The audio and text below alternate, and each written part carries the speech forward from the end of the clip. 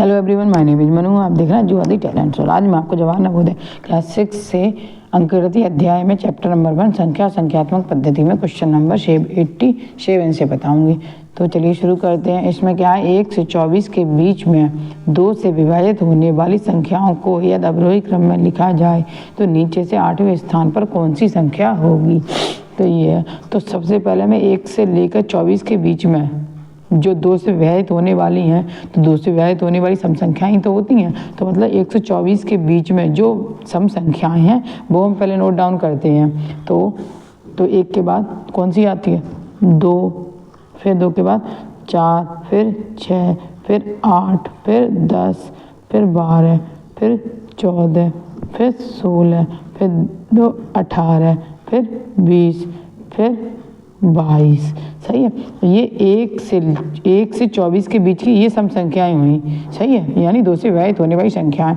अब क्या, होने वाली संख्याओं को यदि अवरोही क्रम में लिखा जाए, हाँ, तो अवरोही क्रम होता है घटता हुआ क्रम। मीन्स सबसे पहले सबसे बड़ा, फिर उससे छोटा, उससे छोटा, उससे छोटा, उससे छोटा, उससे छोटा, ऐसे ये लिखेंगे। इस उल्टा मान लो, ये इसका उल्टा अवरोही क्रम।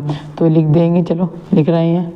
अब ये अवरोही क्रम में ये हमने लिख दिया है। अब क्या करना है, सबसे पहले 1 से 24 के बीच की सब 2 से विभाजित होने वाली सब संख्याएं हो गई, उनको अवरोही क्रम में लिख दिया। अब तो नीचे से 8वें स्थान पर, तो नीचे से 8वें स्थान देखते हैं। 8वां स्थान 1 2 3 4 5 6 7 8 है। तो 8वें स्थान पर कौन सी संख्या आई, 16 या 16। तो 16 किसमें है, सी ऑप्शन में। तो यानी सी ऑप्शन कैसा हो गया आपका, सही। नेक्स्ट क्वेश्चन नंबर 88 में देखेंगे। यदि किसी संख्या के बाईं ओर से शुरू होने वाले अंक इतने A B C हैं तो संख्या है। तो अब देखिए, जैसे मान लिया ये संख्या है ये ओके। अब ये संख्या मान ली है। अब क्या करें, अब ये कह रहा है बाईं ओर, बायां मतलब लेफ्ट हैंड, यानी डेढ़े हाथ की तरफ ये अंक है, ये है, इसमें है A B C। सही है। तो आप लिख दे रहे हैं, ये संख्या हमने लिख दी A B C ओके। तो ये बाईं ओर से शुरू होने वाले अंक हैं A B C ओके। इतना हो गया। अब क्या करना, तो संख्या क्या होगी। अब ये देखिए, ये संख्या है, ये मानी हमने ये है, तो इसके बाईं ओर पर ये है अंक है। तो ये इकाई का हुआ, ये दहाई का और ये सैकड़ा का है। तो वैसे ही तो ऐसे ही C है। तो जब आप संख्या कैसे लिखेंगे, संख्या ऐसे लिखेंगे, ये संख्या C है प्लस ये, अब दहाई पर कितना, ये इकाई पर C हो गया और दहाई पर कितना B। तो दहाई पर ये हो जाएगा संख्या, दहाई पर लिखने के लिए 10V लिखा जाएगा ओके। फिर ये सैकड़ा पर है A, तो सैकड़ा पर क्या हो जाएगा, 100A। तो यानी ये संख्या बनी 100A। इसमें यानी इसमें है ये 100A plus 10B plus C, ये संख्या बनी ओके। तो उम्मीद है आपको ये सब समझ में आ रहा होगा ओके। तो नेक्स्ट क्वेश्चन नंबर 89 शुरू करते हैं। तो देखिए, यदि x और y 2 विषम संख्याएं हैं तो निम्नलिखित में से कौन सी सम संख्या है, ये इनमें से। तो जब x और y 2 विषम संख्याएं हैं तो निम्नलिखित में से कौन सी सम संख्या है। अब देखिए, अब जैसे ये मान ली, एक हमने मान ली, एक ये है और ये एक 3 है, ये दोनों ही विषम संख्याएं हैं ओके। अब ये दोनों ही विषम संख्याएं हैं। अब क्या करें, तो निम्नलिखित में से कौन सी सम संख्या होगी। अब इन दोनों को हम जोड़ दें।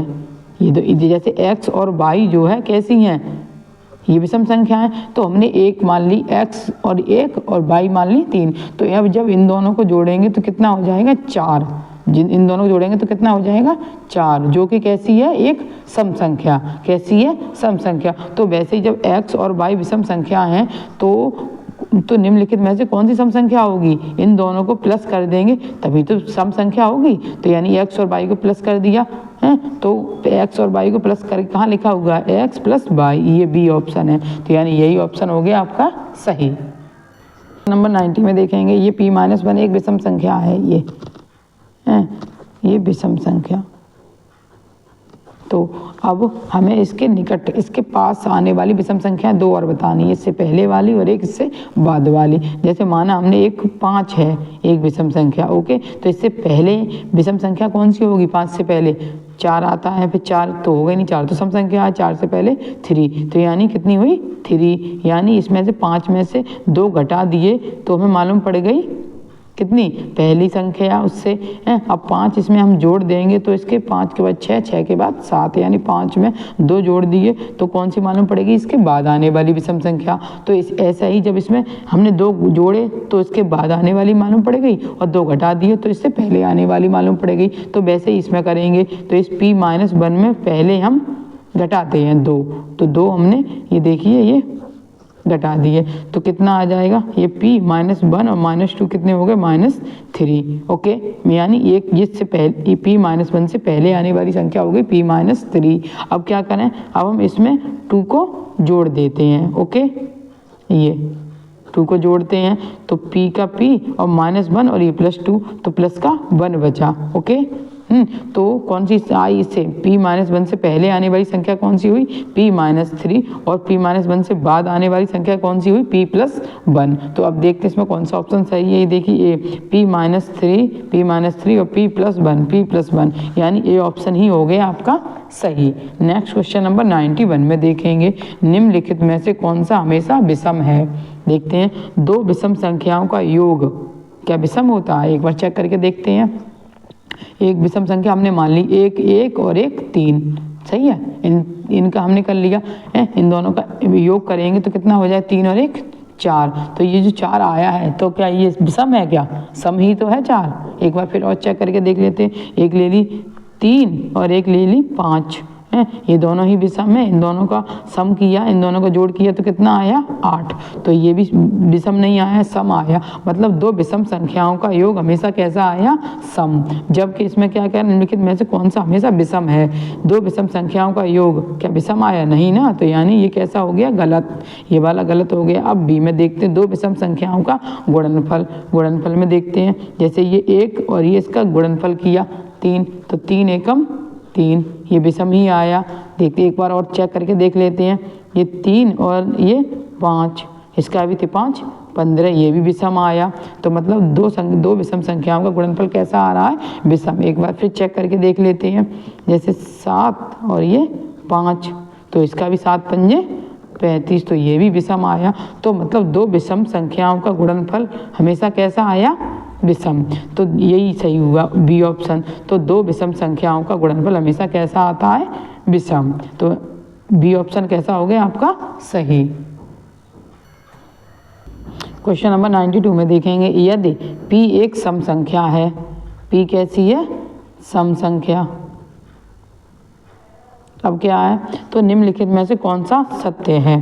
तो देखते हैं, ये 7p मतलब 7 का उस सम संख्या में गुणा करेंगे और 3 जोड़ देंगे तो क्या सम संख्या होगी।